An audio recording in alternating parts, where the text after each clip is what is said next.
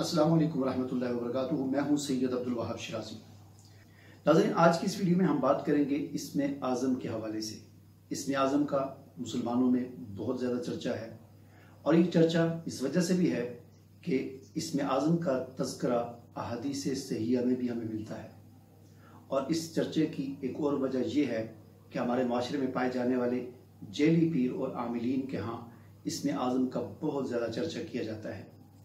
چونکہ عوام میں سے کوئی بھی شخص کسی بھی مسئلے میں ان جیلی عاملوں، جیلی پیروں کے پاس چلا جائے، وہ ہر ایک آدمی کو ہر مسئلے میں اس کا جو بتاتے ہیں وہ یہ ہے کہ آپ پر جادو ہے اور جنات ہیں۔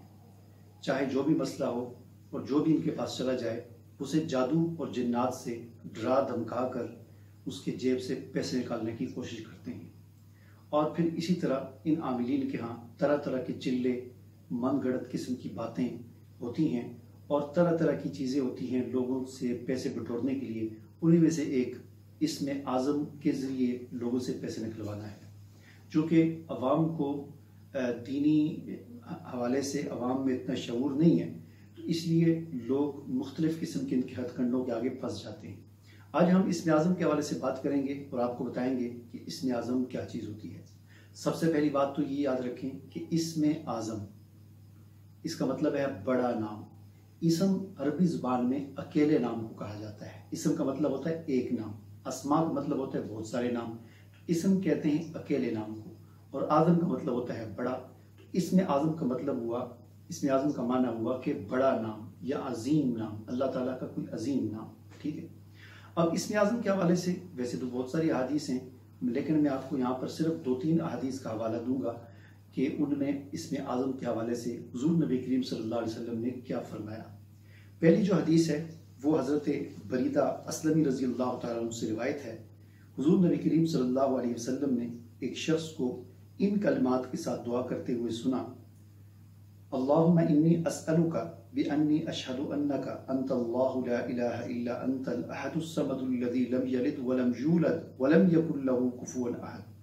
تو حضور نبی کریم صلی اللہ علیہ وسلم نے فرمایا، قسم ہے اس ذات کی جس کے قبضے میں میری جان ہے، اس نے اللہ سے اس کے اسم اعظم کے وسیلے سے مانگا ہے۔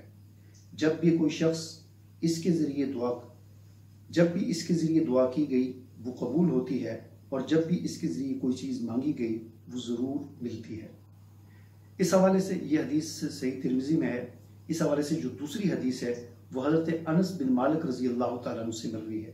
حضرت انس بن مالک رضی اللہ تعالیٰ عنہ ارشاد فرماتے ہیں اور روایت کرتے ہیں کہ ہم حضور نبی کریم صلی اللہ علیہ وسلم کے پاس بیٹھے ہوئے تھے، ایک شخص آیا، اس نے نماز پڑھی، اپنی جو ہے سورہ فاتحہ قیام کیا، رکوع کیا، سجدہ کیا، پھر تشہد میں اس نے تشہد پڑھا، اور پھر اس نے آخر میں جو دعا پڑھی وہ دعا یہ تھی۔ فرماتے ہیں کہ اس نے اپنی اس نماز کے آخر میں دعا پڑھی: اللہم انی اسألک بأن لک الحمد لا الہ الا انت المنان بدیع السماوات والارض یا ذا الجلال والاکرام یا حی یا قیوم انی اسألک۔ تو نبی کریم صلی اللہ علیہ وسلم نے فرمایا، تم جانتے ہو اس نے کن لفظوں سے دعا کی ہے؟ تو حضرت انس بن مالک رضی اللہ عنہ فرماتے ہیں صحابہ کرام نے فرمایا کہ اللہ اور اس کے رسول ہی بہتر جانتے ہیں۔ تو حضور نبی کریم صلی اللہ علیہ وسلم نے ارشاد فرمایا کہ مجھے اس ذات کی قسم جس کے قبضۂ قدرت میں میری جان ہے، اس نے اللہ کے اسم اعظم کے ساتھ دعا کی ہے۔ جب بھی ان الفاظ کے ساتھ دعا کی گئی، جب بھی اللہ کو ان الفاظ کے ساتھ پکارا جاتا ہے تو اللہ ضرور جواب دیتا ہے، اور جب بھی اللہ تعالیٰ سے ان الفاظ کے ساتھ مانگا جاتا ہے تو وہ ضرور عنایت فرماتا ہے۔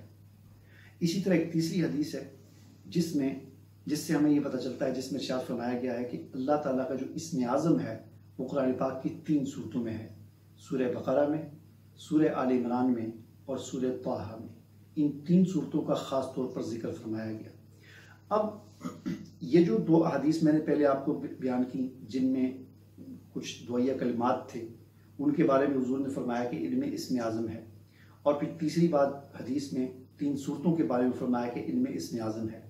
اب ان 3 صورتوں کے بارے میں جو علماء میں ظاہر بات ہے، اس میں پھر آگے اختلاف ہے محدثین مفسرین میں کہ اسم اعظم ان میں سے کون سا ہے، ان دعاؤں میں کون سا ہے اور ان 3 صورتوں میں کون سا ہے۔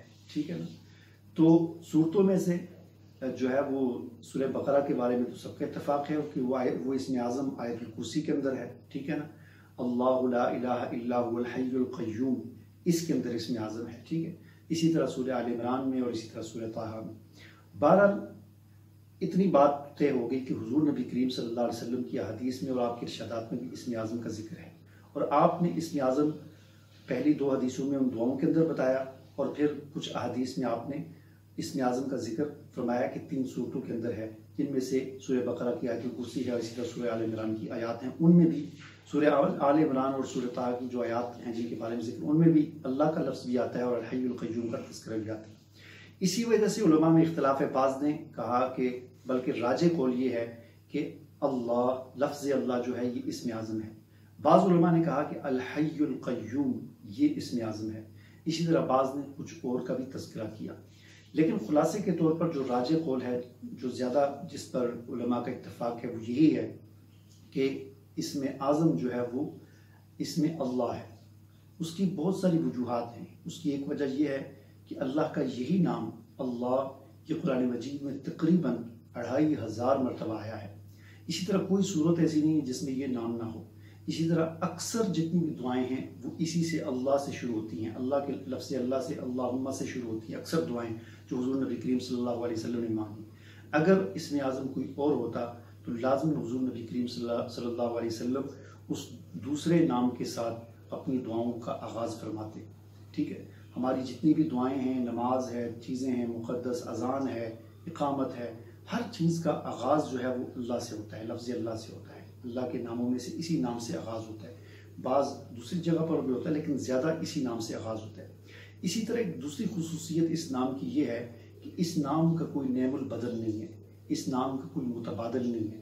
یعنی ایسا نہیں ہے کہ اس کا کوئی متبادل کے طور پر کوئی لفظ استعمال کر سکیں. اس کا کوئی ترجمہ نہیں ہے.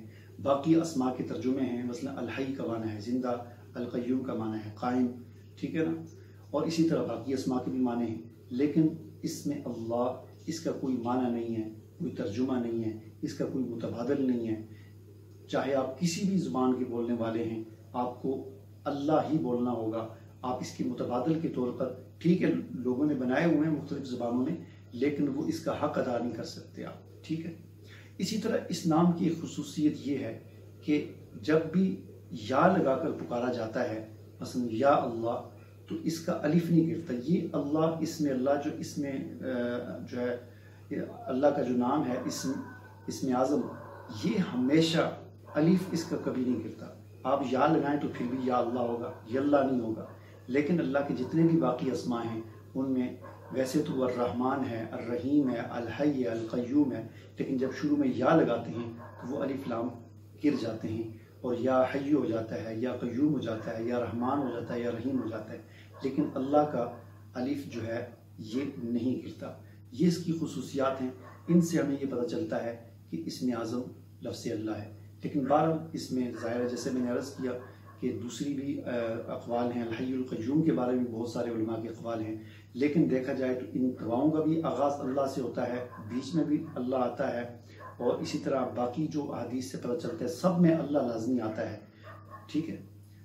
اور ایک اور اہم مسئلہ یہاں پر میں آپ کو یہ بھی بتا دوں کہ ہمارے ہاں جیلی عاملوں اور جیلی پیروں میں جو بات ایک مشہور ہے کہ وہ لوگوں کو سے پیسے لے کر ان سے جو ہے وہ ان کے اسماء کے اعداد نکال کر اس کے ذریعے وہ کہتے ہیں ہم آپ کے اسماء کے اعداد نکال کر آپ کو آپ کا اسم اعظم بتاتے ہیں.